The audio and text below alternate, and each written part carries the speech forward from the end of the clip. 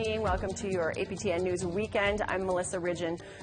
Missing and Murdered Indigenous Women and Girls Awareness Day was on Wednesday. Several red dress ceremonies were held, including in Halifax, where a small crowd kept their distance while honoring our sisters, and also asked what has become of the 231 calls for justice. Angel Moore was there. We will not allow them to be forgotten. Those are the words of Darlene Gilbert, spirit name Thunderbird Swooping Down Woman, at the MMIWG Awareness Day event held in front of Halifax City Hall. As women of Turtle Island, we believe that we're still at risk. We have men's camps coming into our province, no consultation with our treaty women. You know, our girls are at danger. Gilbert says the federal government has ignored the 231 calls for justice since the MMIWG report was released almost 2 years ago. It's their prioritizing our issues in their government office. What they see fit should come first. We see fit that our women should be protected. Loretta Saunders, Tanya Brooks, Cassidy Bernard, Chantel Moore. Those are the names of the missing and murdered. TAYLA Paul, a survivor herself, says man camps increases the risk of violence against women, and part of the issue is that women cannot afford security. We see shelters entirely full. We see a population of homeless overflowing onto the streets. And when we are part of the most vulnerable population, you have to understand that our women are in those numbers. Red dresses were hung in ceremony at City Hall and Province House with the names of the MMIWG. Gilbert hopes will bring awareness. We just want to make a statement that these women are important, that has been, passed on, and we want to make sure that this stops. According to Statistics Canada, Indigenous women are 6 times likely to be murdered than non-Indigenous women. Angel Moore, APTN National News, Jabuktuk, also known as Halifax. In Alberta, the RCMP took part in Red Dress Day on the Stoney Nakoda First Nation, hoping to build better community and police relations. Tamara Pimentel has that story. It's a small gathering, but a meaningful one for MMIW families on the Stoney Nakoda Nation. Dresses are hung and photos of the missing and murdered are placed outside of the community's RCMP detachment for Red Dress Day. We want to work with the detachment on doing this because it's a way to start doing reconciliation about the epidemic, the genocide of our missing and murdered Indigenous people. TERESA Snow helped organize the event here to begin building bridges between the nation and RCMP. We know we haven't had a really good history with the Redcoats, and a lot of that has been miscommunication, misinterpretation, non-Indigenous kinship perspective of our ways. And so when we work together and start to have that dialogue, we can have better communication. And that it also works in the calls to action. One of the main things for the calls to action is police reform or Indigenous training and sensitivity for the issues. Red ribbon skirts were made and gifted to families of women like Keisha Crawler, who was found deceased in the community this past April, and Glenys Fox and Tiffany Ear, who were killed near Calgary in 2017. Snow says this event brings more awareness to the lack of support for Stoney members. This is a way to honor our missing and murdered Indigenous people, because a lot maybe isn't being done in the community right now because of the pandemic, and there isn't a lot of resources in the community. We want to take the time to honor our people and let them know that we haven't forgotten them and that we're going to keep working and honoring them and remembering them. Tamara Pimentel, APTN National News on the Stoney Nakoda Nation. New information has come out about how an Indigenous inmate could have died in a Manitoba corrections facility after an altercation with correctional officers back in February. According to a newspaper report out of Winnipeg, the incident allegedly started after racist remarks were made by the guard. Darryl Stranger has more. William Walter Amo, an inmate at the Headingley Correctional Centre in Manitoba, died Sunday, February 14th, a week after an incident with correctional officers left him in hospital. Details surrounding his death were scarce until now. According to a media report, Corey Sheffman, a lawyer working with the Ammo family, said the incident that left him in hospital was due to racist remarks made by a guard. The media report also states a serious incident response team was called into the unit and threw stun grenades despite there not being a riot. Sheffman said the family wants charges laid against the guards, but they're not getting their hopes up. The family has been clear that in their view and in my view, charges should be laid against the guards who did this to Will, and we hope that the results of the criminal investigation by the RCMP reveal that. We don't have a whole lot of confidence that they will, because charges against guards in Manitoba are almost unheard of, much like charges against police. 75% of all inmates in Manitoba jails are Indigenous, and Sheffman says the family hopes the details of William's death are released to the public to ensure this doesn't happen again. You know, more than one person has died in Manitoba jails each month this year. It's disproportionately affecting Indigenous people, and so we think that revealing what happened to the public is very important. Manitoba Justice, which oversees the correctional facility, provided APTN the following statement. We cannot provide comment as this matter is under active investigation by the RCMP. There is no update to the internal investigation at this time. Manitoba RCMP said the investigation is still ongoing. The RCMP cautions against premature conclusions being drawn before this investigation is complete. Speculation at this point is a disservice to all involved. This is a large and comprehensive investigation with significant pieces of evidence still outstanding. Southern Chiefs Organization Grand Chief Jerry Daniels believes those guards involved need to be fired at the very least. This is murder, in my view, when you're violently altercation and you've killed a person who was it your responsibility to look after. I think that's and I think that's the only outcome that should be happening here. It is unclear when the investigation will conclude, but Sheffman expects an inquest to be called into the death at some point. Daryl Stranger, APTN National News, Winnipeg. It's time for us to take a break, but coming up, new cards advising people of their rights if they're confronted by police. Stay with us.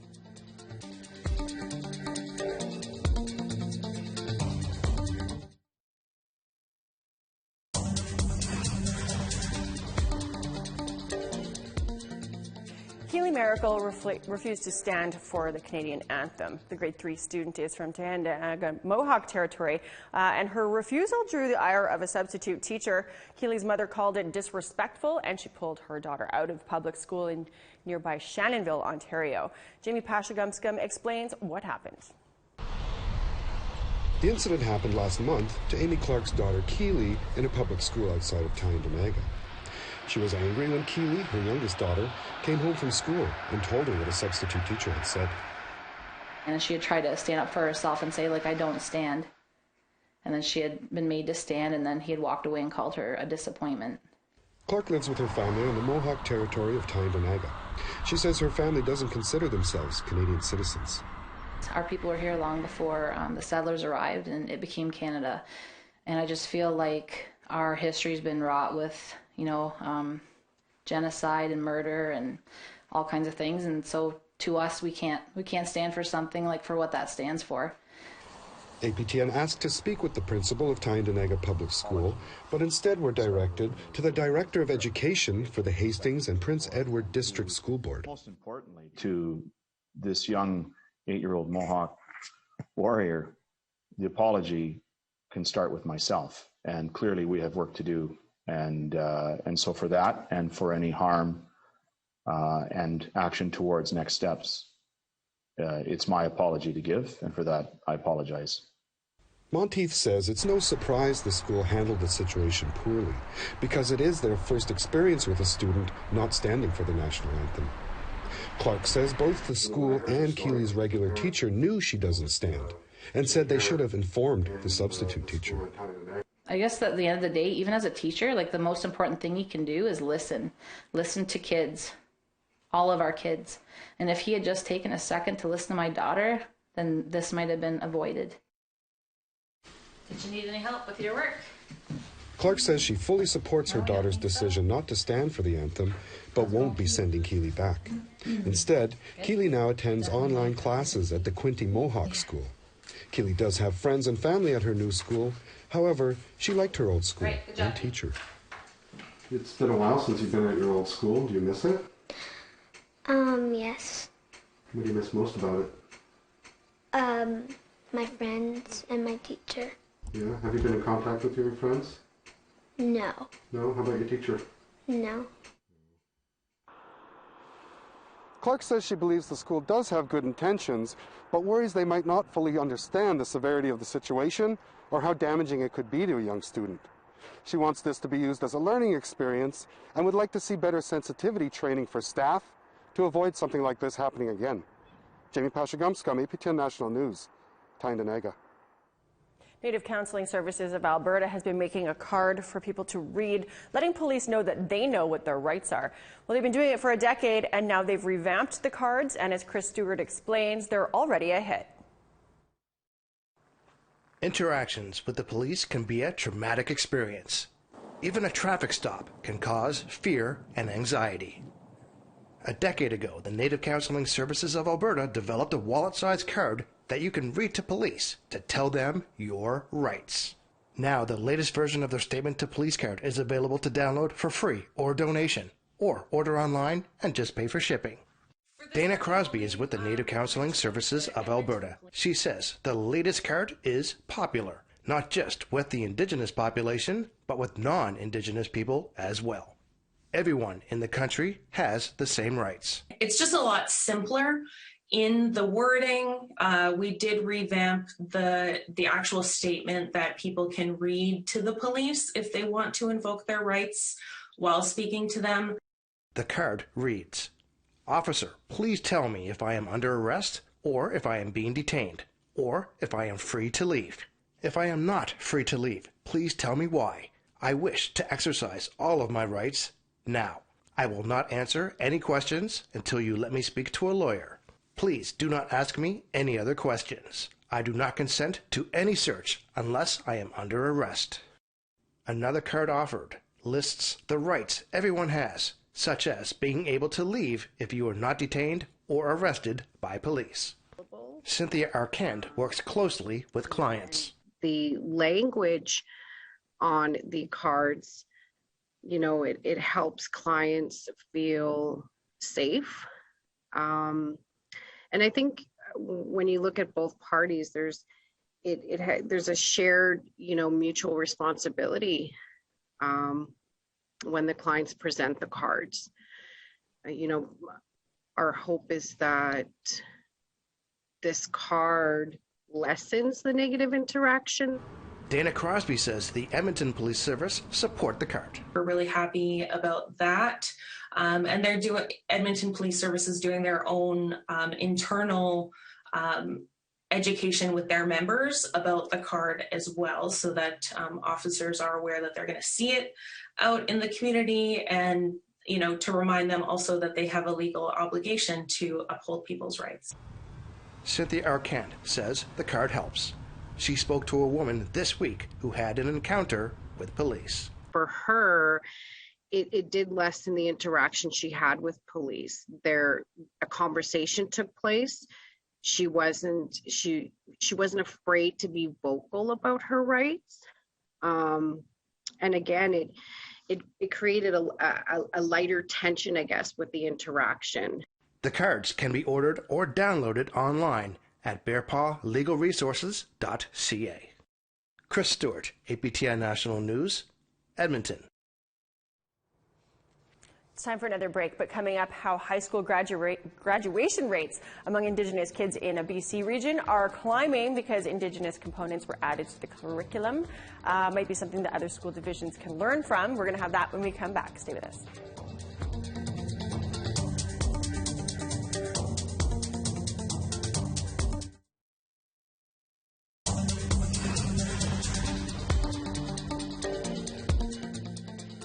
Welcome back.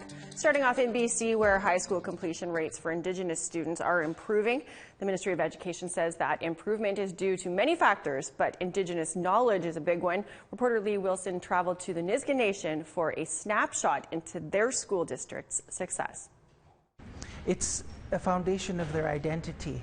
It's a glimpse back into the past, but it's also embracing the current state that we live in. In 1975, the Nisga'a School District 92 was created as the first Indigenous education district in British Columbia. Cultural and language principal Peter McKay shares the importance of culture in their district. The vision of bringing a district and having our own school was founded by very influential Nisga'a, who wanted our people to be able to go to school in their own backyard.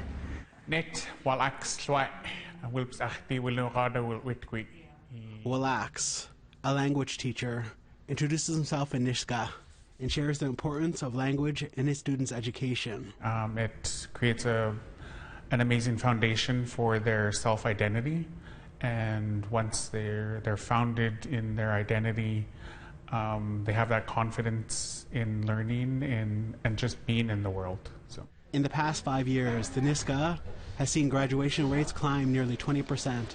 District Superintendent Jill Jensen joined the team last summer and believes that the improvement is in part thanks to a refocus on culture. But my impression is that there has been more of a focus on language and culture and making connections with students, increased celebration and ceremony at school. The province of BC has seen Indigenous students' high school completion rates steadily increase since 2008. They were as low as 47% and now sit at 71% as of 2020, according to annual reports. The BC government recognizes that education is a key part of reconciliation and that it is critical to integrate Indigenous knowledge, traditions, languages into the classroom throughout the province.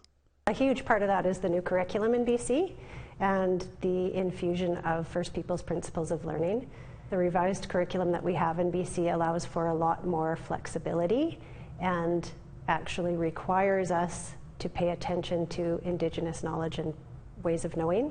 Charity PEAL graduated the K-12 programs here in the Nisga'a School District before doing her post-secondary to become a teacher and guidance counselor. She says students having more say in their graduation plans has also been a factor. Well, they're much more engaged and much more successful when they see themselves reflected in the curriculum and what they're learning about. School leadership wants to bring even more culture and language in the future, with a tribute to the past when the school district was first established. They are hoping to create a dual graduation program with the Nisga'a language, similar to the current French immersion in the province. Language teacher DORCAS Stewart said it is also what the students are asking for. One student said, we need to start. He said to me, we need to start speaking the language every day. So I said, I like that. I said, I do. We need to try. Lee Wilson, APTN National News, Get Like Dynamics. To Manitoba now, where graduation rates for Indigenous students across the province sits at 50% compared to non-Indigenous students at almost 90%. But one Winnipeg School Division is trying to change that number, and as Brittany Hobson shows us, it doesn't end at high school. They want to keep raising those numbers for students entering post-secondary too. The hallways of St. John's High School are quiet, but a lot is happening behind the scenes. Students are in their last weeks of classes, and many are preparing to graduate. For some students like Rainey Raven, the rite of passage did not always seem within reach. I'm surprised I've made it this far. Why is that? Are you surprised? I've had a rough past couple years, so even like getting this far to graduate and graduating, it's been kind of a surprise. In Manitoba, high school graduation rates for Indigenous students sit at 50%. The Winnipeg School Division in the province's capital has been steadily working to change these numbers. The division has the largest Indigenous student population in the city. They oversee 13 high schools. In the past 5 years, they have seen graduation rates rise by about 20%. Well, we're seeing big engagement with Indigenous students. Rob Riel is Director of Indigenous Education for the division. He says a number of initiatives are in place to help students succeed, including Indigenous grad coaches and literacy supports. But the division doesn't want it to end there. So we're really pushing that post-secondary education is important, and dream big and you can make it. And that's what the message we've been doing with our students in all of our schools. One of those schools is St. John's in the North End. In the past 3 years, the school has seen a 35% increase of students attending post-secondary. They're really setting their sights where it should be and furthering one's educations. Doug Taylor is the school's principal. He says St. John's has seen an influx of donors offering scholarships. In an area of the city where households make below average income, this opens some doors for grads. APTN caught up with 4 students who are planning on going to post-secondary in the fall. Here are some of their thoughts. I want to be kind of like a counselor kind of thing that works with like sexual assault victims and like missing and murdered and all that. And I can't wait to actually be in the classroom. Even their family has a cycle of not graduating, dropouts, stuff like that. I just kind of want to break that, and I want to be successful in a way that not only benefits me, but other people. Knowing that I'm going to do something for my family makes me feel good about myself. Knowing that I'm going to make my family proud and make my name something. Another reason for the improvement in graduation rates is the Build from Within program. Launched in 2018, the program identifies youth who are interested in becoming teachers and trains them throughout high school into university. Part of the program includes scholarships. I think it's vital that we have this program because it has nothing to do with ability. These students are bright, smart, super intelligent. It's more about giving them and taking down those barriers that they need support for to be successful in their university. Having a support system is key. The Build from Within program operates in cohorts where students develop long-lasting relationships. They're asking for the supports, they are identifying the supports, so they're getting to know themselves and what they need to be successful, which is part of the learning. Riel adds part of the journey also takes place outside the classroom. For some, they are learning more about their heritage and embracing it for the first time. An A+ in everyone's books. Brittany Hobson, APTN National News, Winnipeg. It's a nice way to wrap up your weekend news. Thanks for joining us. I'm Melissa Ridgen. Have a great weekend, and I'll see you back here on Monday.